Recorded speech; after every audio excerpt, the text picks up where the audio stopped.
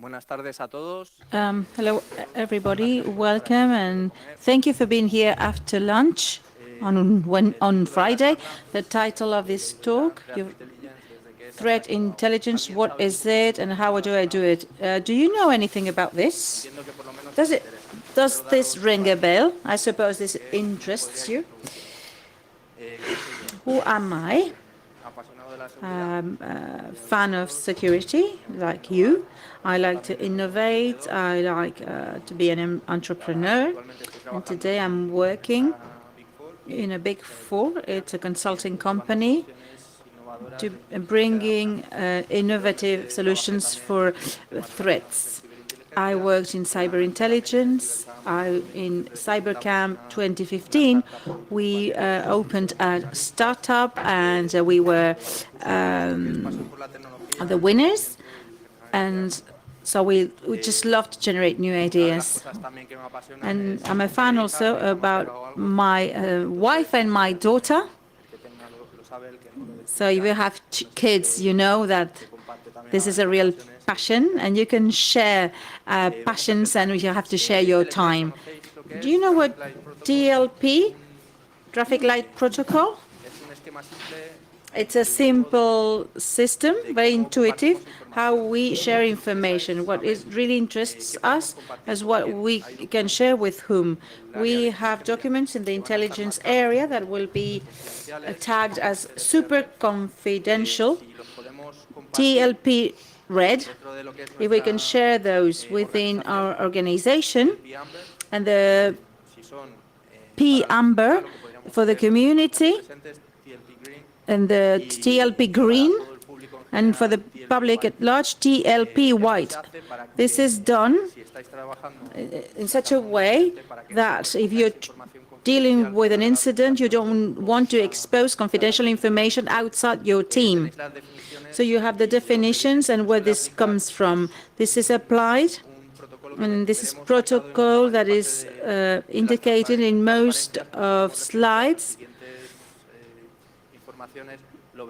Well, you will see those acronyms in strategic points.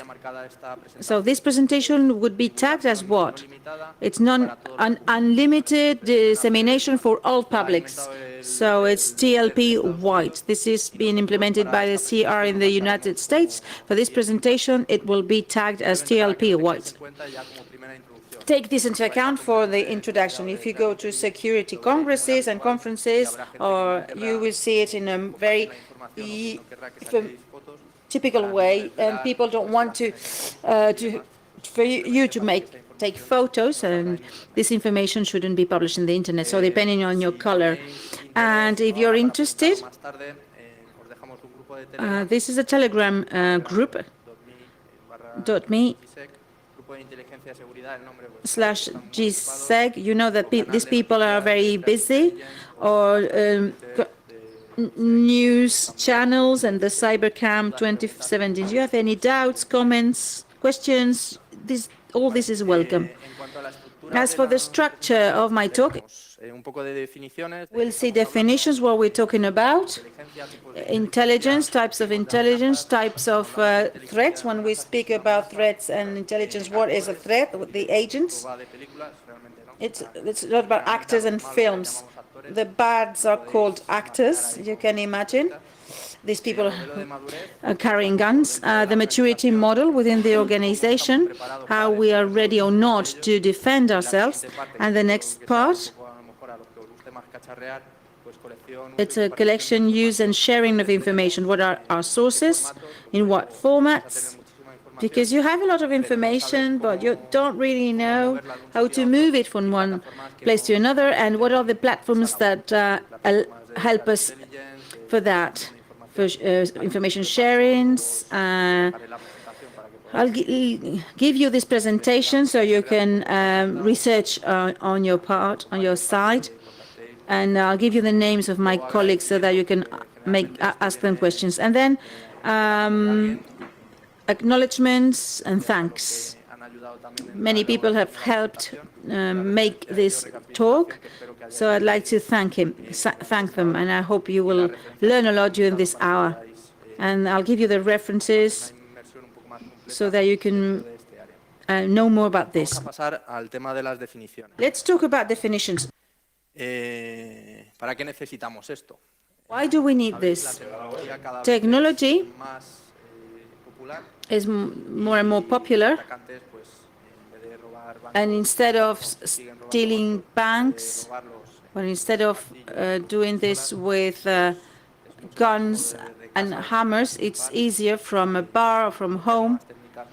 You can have malware techniques, and they can make profit. And it's not about robbing banks. It's not just an economic or financial purpose. The technology allows for very good things, and these people are taking advantage. Threats continue to adapt. We stop a security breach, and then just afterwards there is a new one. So you can patch these every week, and this is detected very easily, and the traditional defense are less effective. People put a firewall and they think the organization is protected. When there's a phishing email through the secretary and it's inside, so sometimes this is very inefficient, not just in education, but in technology, in training. People have to be aware. Type of intelligence. Suppose that you know the OSINTs, open source intelligence, everything that you can get from open sources, Fuming. Do you know? Finint, it's human intelligence. It's like spies movies. People with microphones are listening and talking. SIGINT for signals. Economic intelligence, Finint. There are companies which totalize bills by Samsung and Apple to invest in the stock exchange, and they know that according to the sales of the last quarter, they know how to make money. These are anonymous data, but they have a competitive edge because they know who earns more money. Geospatial intelligence, GeoInt and CITINT. What is intelligence? There's a collection of data, and we correlate data. There's always data all over the place. The only thing to know is how to process them and to explore them. Once we have compiled data, when we process data and we have information, we don't have intelligence from data, we just have information. When there's an analysis of that information, then we can obtain what we could be called intelligence. That's what you see on the right. Information is material that hasn't been assessed. You can have a lot of databases, but if you can't really see the meaning behind that, you don't have intelligence. In my talk, I'll speak about threat intelligence. It's the knowledge of threats, including capacities, infrastructure, motivation, goals, and what's behind the attacker. You know that we have hacktivists. Sometimes they just want to have fun, or because they want to vindicate causes, but then we have armies of hackers behind a state, and they want to get information for a financial goal. You know, the NSA tools, or tools used by the Chinese army. How can we protect ourselves? We have sources of information, internal and external. The more information we have, and the more accurate this information is, more intelligence we'll be able to get. You can obtain this from honeypots, crawlers. Any type of source is valid to obtain information, to process it, and to obtain intelligence. To do so, there is an intelligence cycle that allows you to get information. There's a comparison between CIA and CNA. In the CIA, you have 5 states: planning, direction. The director says, we are going to obtain this type of information or intelligence, and the resources people start collecting intelligence. They have people on site in Signal, infiltrated people, and resources are quite wide. We imagine all that they have in the CIA. We are aware there are many sources of information, and they're more accessible for governments.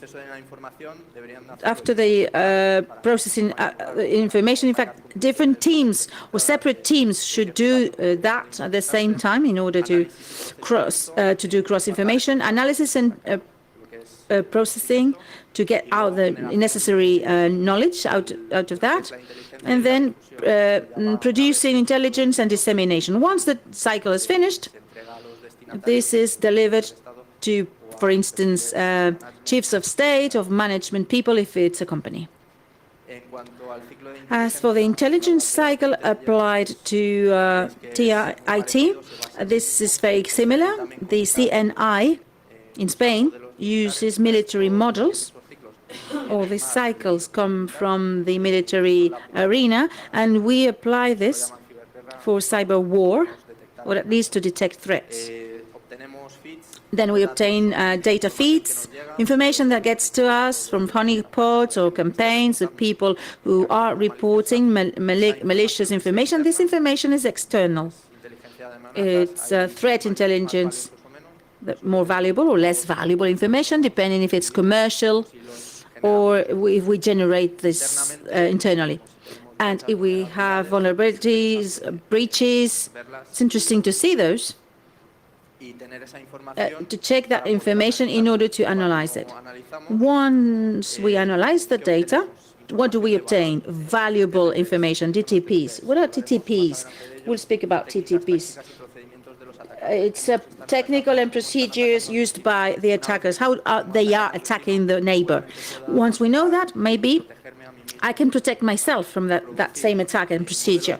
We can produce threat models. I want to know how do they do it. The attack tree. One of the resources that you will find at the end, there's a presentation by David Barroso, where you will see the trees. He prepares trees,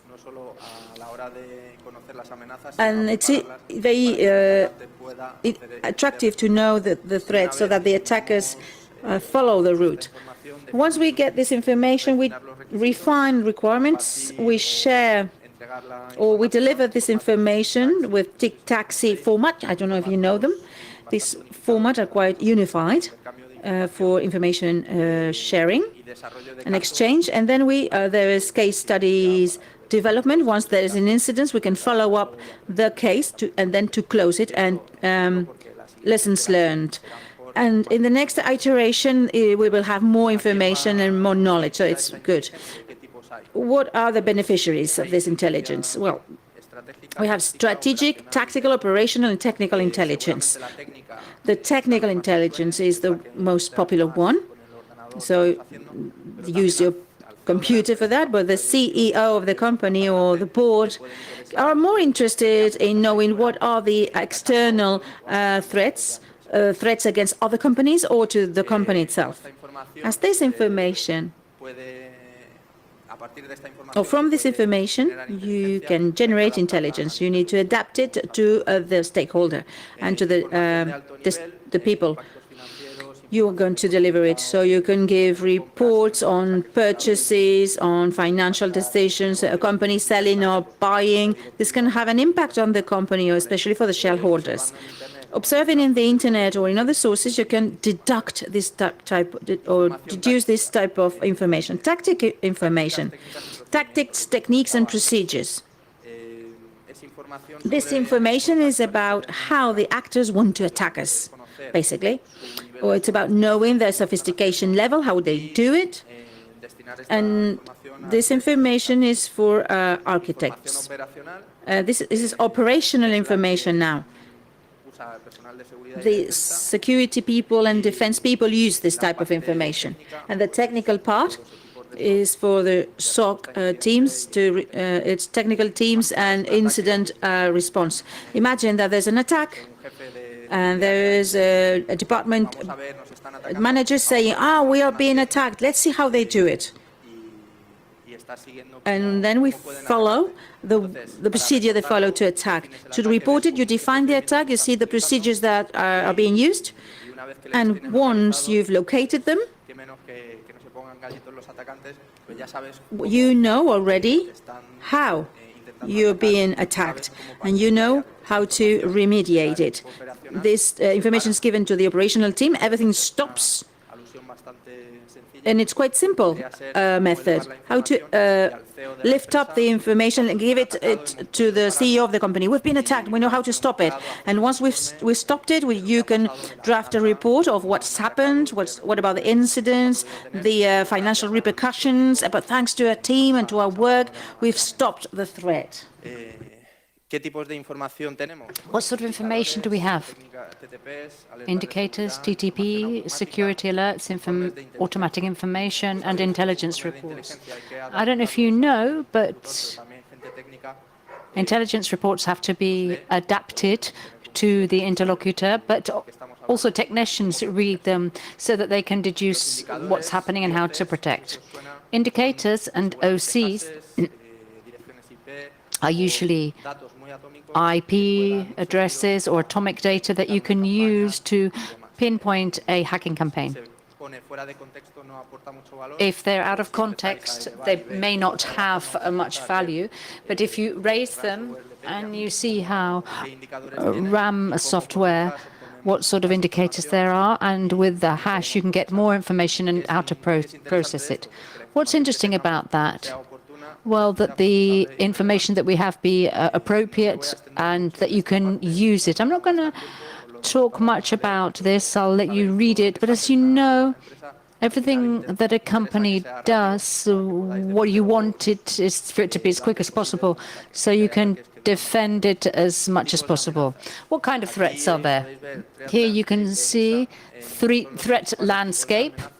They're the main kinds of threats. You've got security breaches, service denial, exploits, insiders, that is people inside the organization that can sometimes do more harm, phishing, which is one of the most simple threats that attackers have, but that are usually very successful.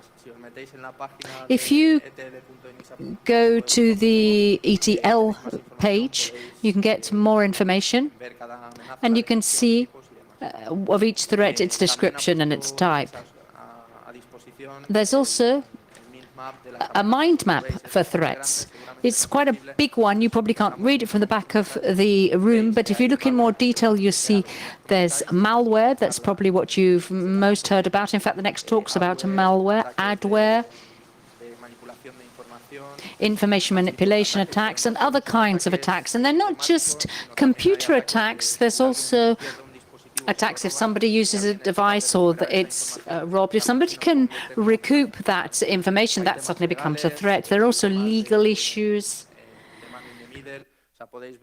man-in-the-middle issues, and a whole list of threats that probably you're not even considering when you're trying to think about how to protect an organization, and they are important. Another issue that needs to be considered, because sometimes people confuse threat with risk, is to show where the risk is and where the threats lie. As you can see, risk is equal to threats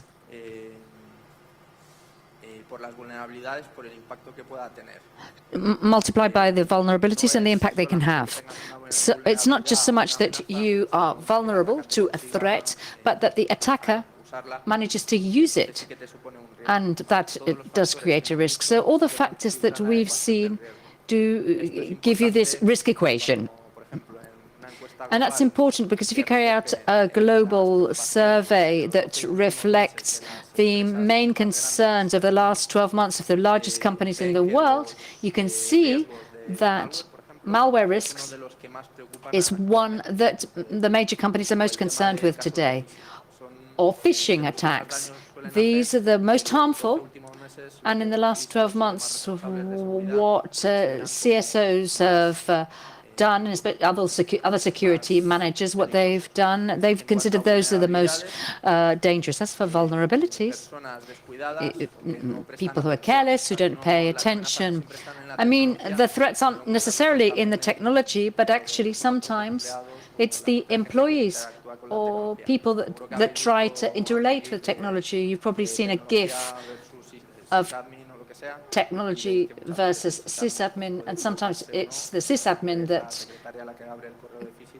can get things wrong. It might not just be the secretary that opens the phishing email. It might be any kind of employee. Let's now look at actors.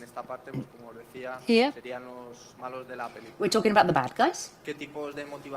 What sort of motivation, what sort of bad guys are out there? We've got opportunistic attacks, hobbyists, people that just go home and that have got some spare time and manage to get into a database, and because they do it in their free time.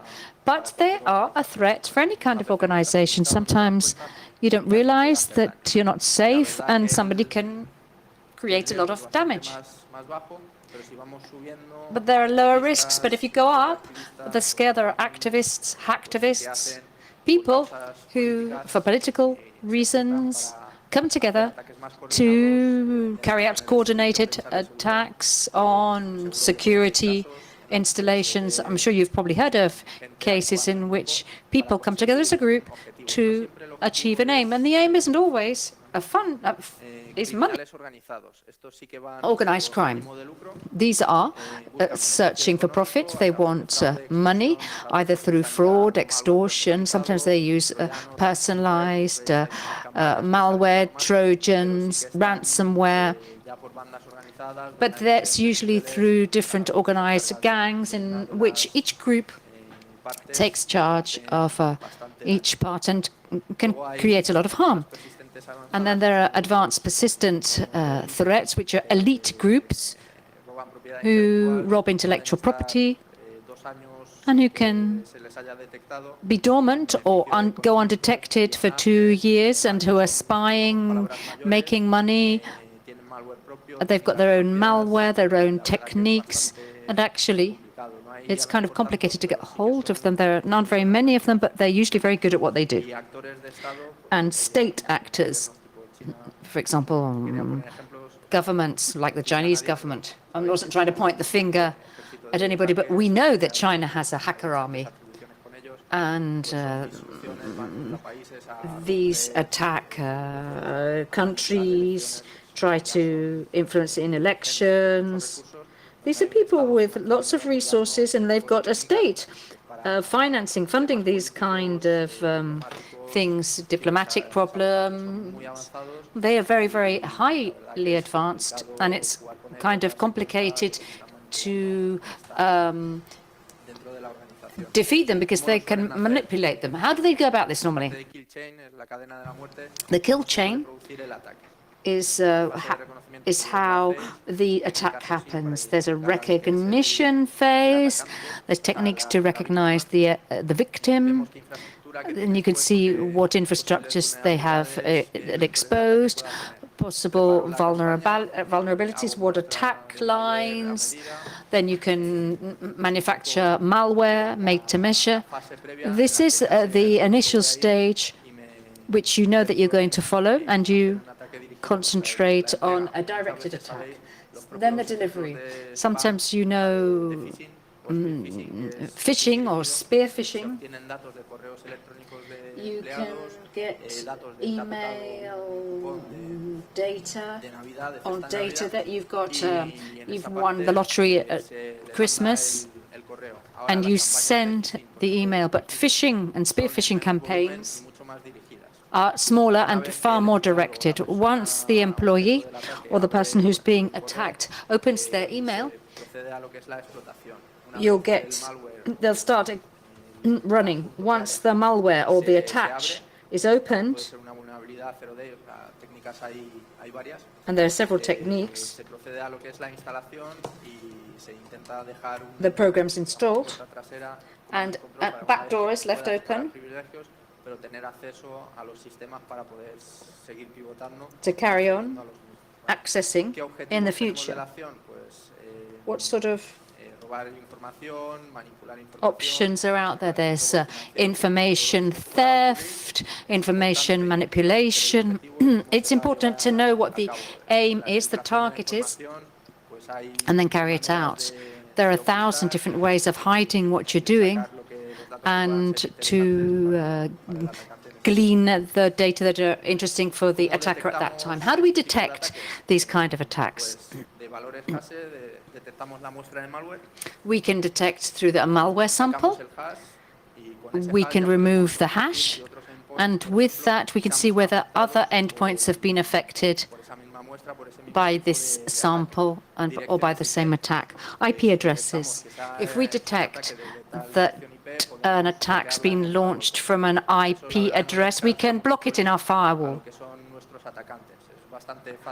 That's, however, if they've already got into several pieces of equipment, they've just got to change their IP address, domain names. Because if we can discover the domain names that they use for their control to download more information, we can block them, but attackers can find others. And it's quite easy to register a domain, net artifacts, and TTPs.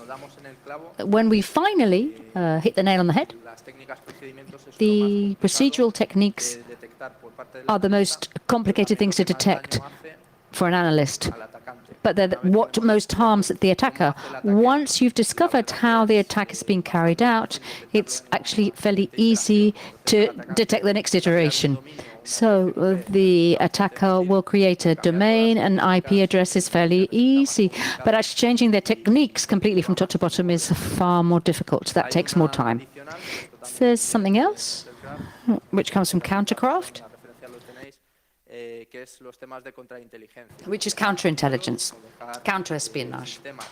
That's hack intelligence or hack systems, where the attacker may feel that they've attacked the target and can extract information from it. That's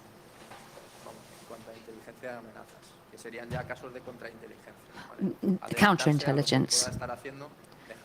So you adapt to what he's doing and you allow them to do what they're doing. Examples of TTPs. Military server, which has been infected. Communication channels, normally in universities they add to whitelist, and nobody suspects that in a university because they may have a piece of equipment, a computer that's affected, and they don't know that, or there's also back doors as well. These are the sort of TTPs that are used. If we detect all the procedures that the attackers have, then of course we can deal with them. This is a threat report. Here you can see the time frame, how it works. The identifiers, malware's name, campaigns that are known.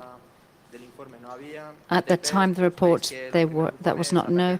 TTPs, and the first thing they write is attackers of spear phishing.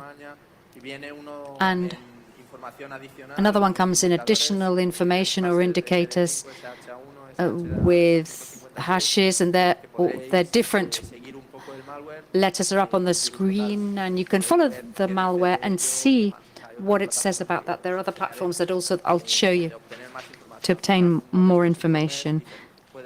One of these reports can tell you whether you could be affected or not, or whether you need to look at it in more detail, and the references as well. This is a more technical report, and what we're seeing here are strategic kind of reports, where you get agent trends, how they're moving. It's a quarterly or 4-monthly report. You don't get so much technical information and so many technical details, but you do see the kind of groups that are being attacked. Here you can see one of the groups, APT29, I think it's called, has different names. Interesting. the names, and there are several references to the same groups with different names. If you want to have a look at this, there are pages such as apttracking.com, where you can see the different names of these groups, what they're called, links to get more information about them, and campaigns that you know. You won't get all the information from public sources, but if there are groups of people that are trying to bring all this information together in one site. Another page in Google, if you search for APT29, here you can find groups, operations, malware, and investigate what these kind of people are like, because their TTPs coincide or because the hash that's popped up is the same as one from another campaign. Let's now move on to the maturity models. What you do is collect information when the organization is trying to implement a strategic intelligence plan. There you can see the different platforms where you can gain data. What many people do is try to get information. What's interesting is to analyze data, gradually make the program more mature, get information about business decisions, and on that basis you can see whether they're attacking you or a neighbor, what you can do, what strategic decisions are necessary to prevent certain kinds of attacks, refine processes, and take active defense. This is when there's a very mature organization that has its own team for defense and can generate intelligence internally. Not all organizations have that possibility because it's expensive, and sometimes it's not even accessible because you can spend years looking into a campaign and you don't always see all the others that may be affecting you. Here you've got a maturity model, which is more detailed on the left. In that column, you can see the basic state, and on the right, what you access. And at the bottom, you can see the complete reference. You can see whether you're working in a company, what state it's in, where you can improve. The next, and this is divided into the technical side of things, strategic and operational. And the technical side of things, it's written in English, and that's very important for this sector of cybersecurity and threat intelligence. It's very important that it's written in English. The majority of the documents that we're talking about are written in English here. We can review indicators. And where you see indicator analysis, the first box says that if we've got them in Excel and they're stored manually, we need to look at the next area, see where the indicators are shared, extracted, and directly go to a system which can either share them or extract them. Or the indicator application. If we've detected in a sample that might be malicious, we can go from computer to computer to see what's happened, or automate it with a third-party software to avoid the manual dealing with things. These are things that you learn over time, and once you've suffered from different attacks, experience shows you that you need to mature. As for organizations, this was taken from a security survey where you can see that there are organizations that don't have a program for a program of threat intelligence, or companies that share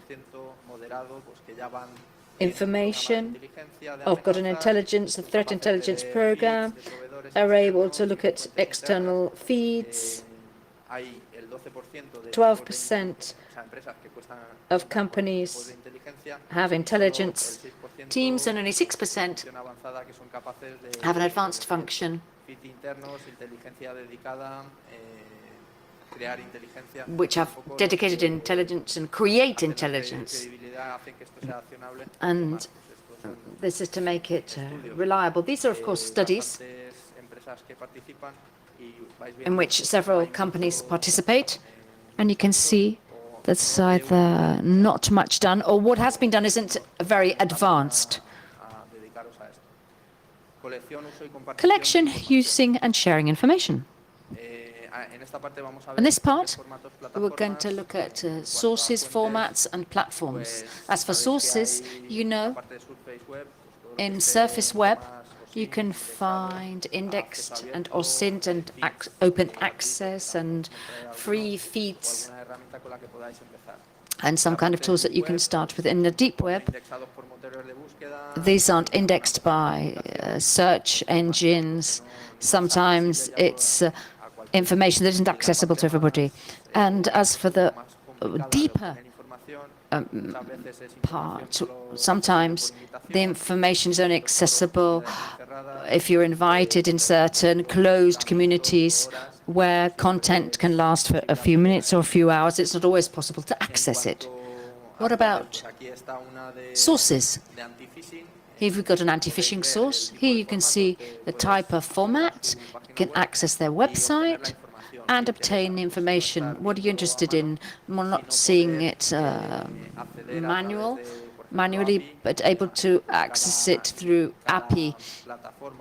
I.e., each platform, each source may have a different format, but what we're interested in the future is to standardize or use a common format in which our platforms or intelligent solutions are able to communicate, find the information, or request it. Sometimes it's not always easy to find that information.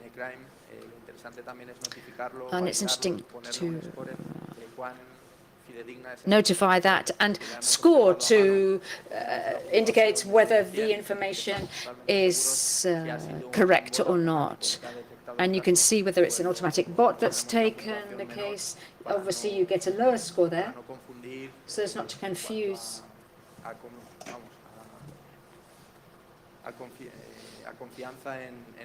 And see the trust in that information. There are other open. Is a malware sample. You've got other indicators to detect them or to apply them in your system. There are commercial sources as well, such as this one, where you get information about IPs, malicious IPs, bots that do logins, hacktivist campaigns, and others as well. What are we interested in here? How it can be integrated in CN, and how this information can be used to correlate with internal indicators to see whether there are any IPs connected to a malicious attack. And with these type of commercial feeds, we can get it. If we don't use blank, but another kind of platform, there's another format for information where we can adapt to our needs or consult them directly and integrate it with the API that's in a solution. But we don't have to reinvent the wheel. There are lots of platforms such as Yeti, which we'll look at in a moment, that will give you sources integration. These are the open sources. I tried to make a list of them so that you could tinker with them. There are many commercial tools that I'm not mentioning, but if you're interested, we can mention them at the end. Simon.io. Here you can see different repositories with information sources, which is very useful and interesting, where there's a high level of trust in that information. So there are many investigators putting information in there, and what's good is you can also share it. You've got the URL if you're interested in them. Formats. Here you can see there are different formats. CIF, Open IOCs, FIBOX, TICs, TACs. Let's have make a summary of what TICs and TACs are. And depending upon what platform you're using, you can use one or the other, whichever you find most convenient. The best thing is to get to know them and try to exchange information between several of them, because you've probably got different kinds of information. You're probably interested in this threat intelligence information. You probably want it to be able to share it easily. With sticks, information is shared by machines consistently and legibly. It's important that we be able to read it, but that also that machines be able to read it and that it be reliable. There's more information about that in the GitHub page. What does it look like? Well, there's a part that's TTPs, which, as I said before, which are tactics, techniques, and procedures. There's detractors, response to the attack.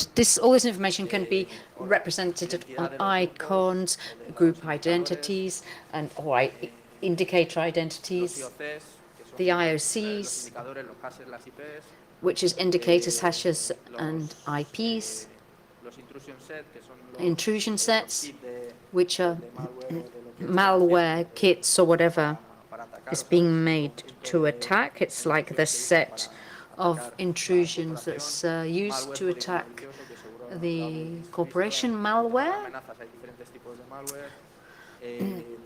data, which is perhaps the most atomic kind of data, IP address, reports, which we looked at briefly, what each report means, what sort of information is out there.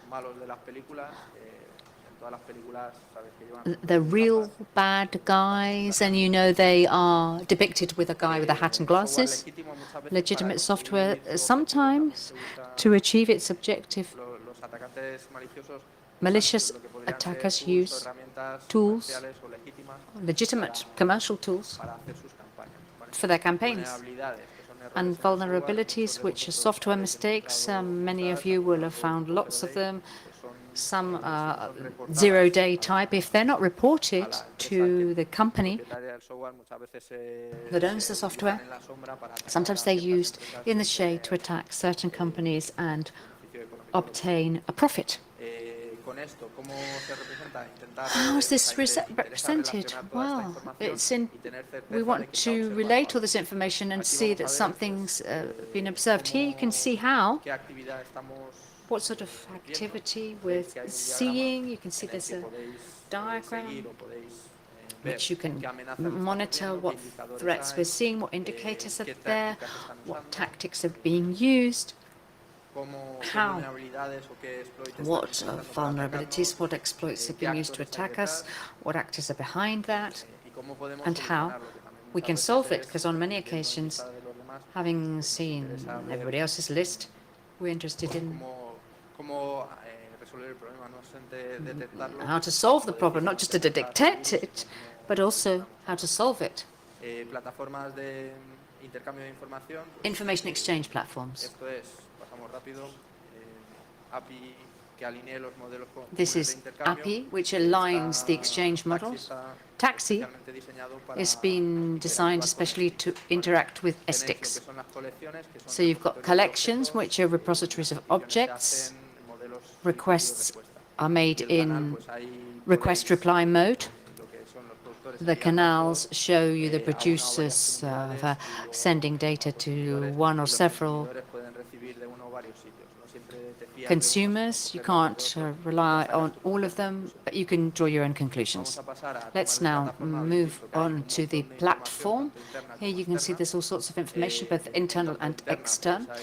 As for internal, there's parts that are reliable, forensic investigation teams, the forensic side and machine analysis is related to threat intelligence, penetration teams, and that's together with external part of things such as different external thoughts crawlers, malware lists, and there are databases full of vulnerabilities.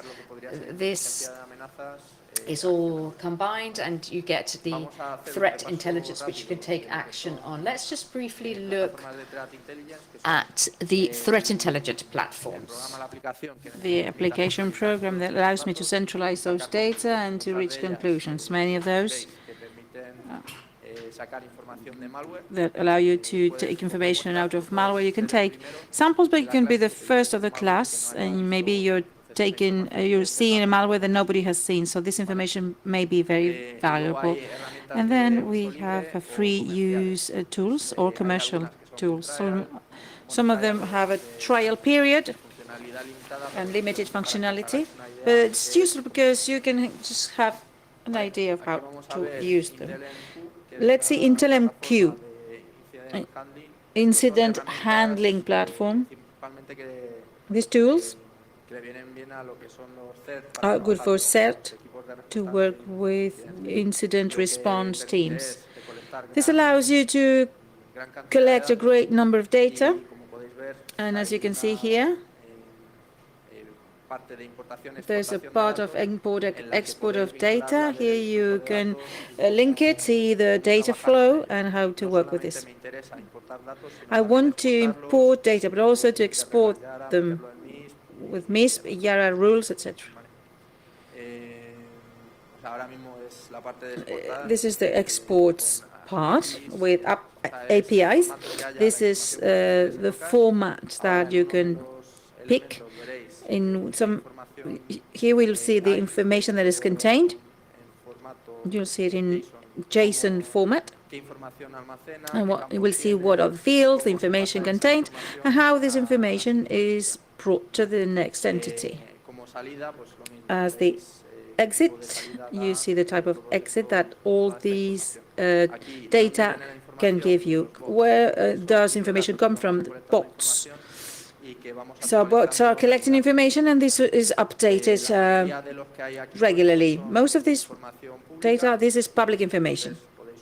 So you can subscribe to those and start seeing information. Later on, we'll see how to treat it, how to process it, and interact it. You can use Kibana so that this can be operational. This is Kibana, free software. You can install this for free. Kibana, Elastic, Logstat, Elastic Logstats, and I just can't remember the other one, and well, Kibana.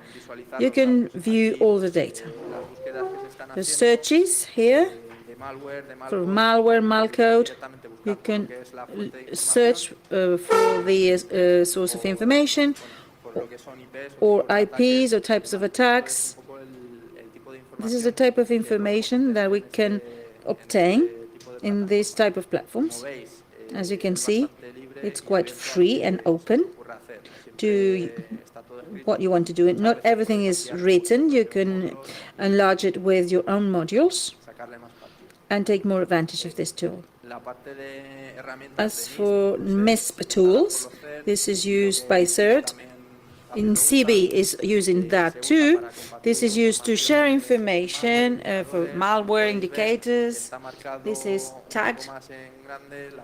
Well, you see the big letters, the BP wipe. What is the type of information I can share and with whom? Sometimes we share information between companies or between the national certs or between all bodies that are validated with.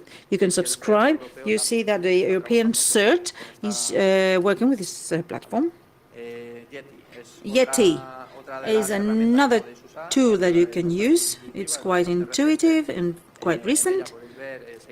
Here you can see the campaign follow-up, actors, malware. Everything is centralized on a single location.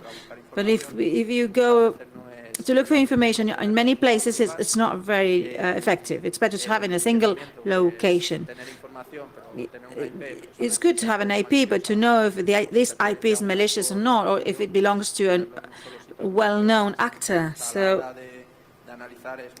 it's more agile to analyze that in a single location. And if you can do the enriching of investigations with graphic format, much the better. Here, with this picture, we can see it easier. For humans, it's much easier to understand in a graphic way. Let's see the Simon.io platform. These platforms, you can search directly what you look for. In the search engine for threats, here, let's look for one of the samples.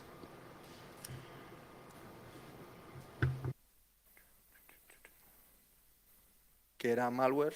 malwares. Ya tengo el hash puesto. I've got the hash.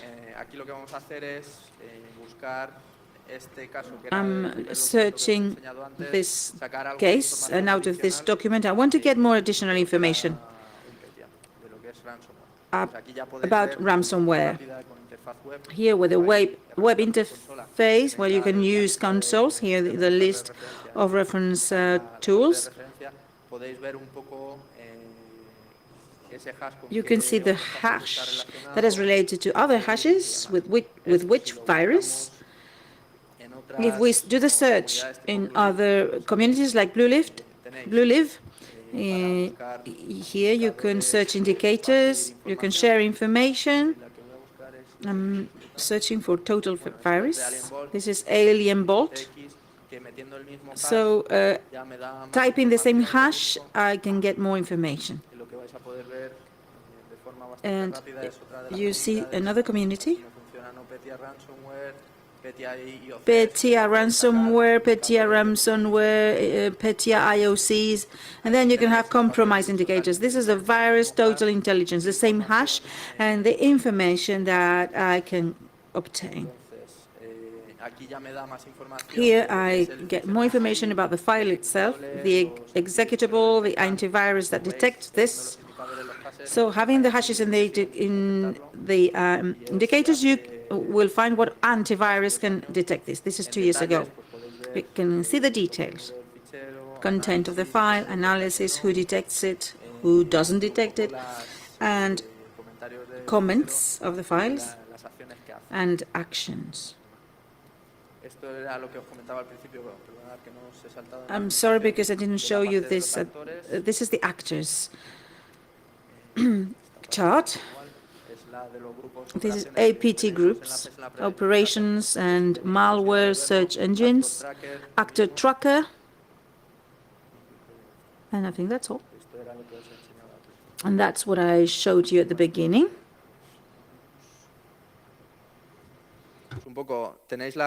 You've got the references in my presentation so that you can have a look and obtain information from specific samples. And if you think that a web is malicious, you can have a look at it. Commercial tools. You can make a test, do a test of the IBM tool, X-Force. It's a very good repository, X-Force, for threat intelligence. How do we share information about threats? We see it SOCs. You know, it's a Security Operational Center, that's SOC. There, information is shared with other SOCs, but some of them don't share any information. These are global surveys, and it's not easy to share information. It's not always accessible because personal data could be violated. In Spain, IPs are considered as personal data. I'd like to thank some people, Ivan, Gonzalo, these guys always help me in all projects. We are always together doing something.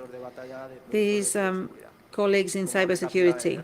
As a recap, I hope that you've learned about formats, stick, taxi, threat intelligence, strategic and operational tactics, the tools that you could start using. Many of them are in web format if you're not very good in consoles. So others can be installed very easily in your computer. And if you prefer to program, you can interact with APIs to manage information. References. Many links here. Here you will find enough information to go ahead if you're interested. And at some points, explanations are very good, but you can also contribute. I don't know if you have doubts or questions. We left a channel, Telegram channel, and a Telegram group so that we can be updated on this section. You can ask through Telegram, or if you want to ask questions here, I will be glad to do so.